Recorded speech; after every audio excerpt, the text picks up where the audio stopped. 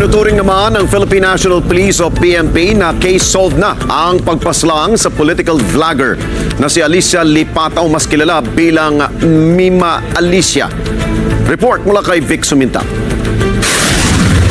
Nalutas na ang kaso ng pananambang at pagpatay sa vlogger na si Alicia Lipata alias Mima Alicia.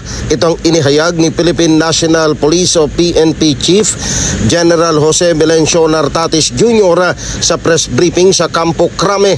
Sinabi ni General Nartates na natukoy na ang mastermind at nahuli na ang gunman, gayon din natukoy na ang motibo ng krimen.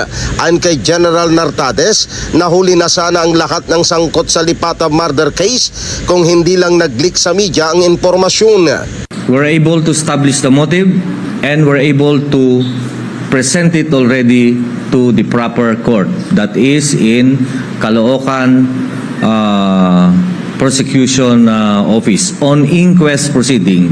So this case is a solved one, including the Philippine National Police. Of course, the investigators didn't stop at the shooting.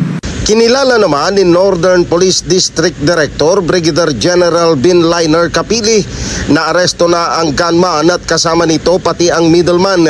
Ayon kay General Capili, nasampahan na ng kaso sa korte sina Manolito Sosano, ang natukoy na gunman, Juan Alan de Guzman, driver ng Getahoy vehicle, at ang tumatayong middleman na sumuko sa mga otoridad sa Mabalacat, Pampanga.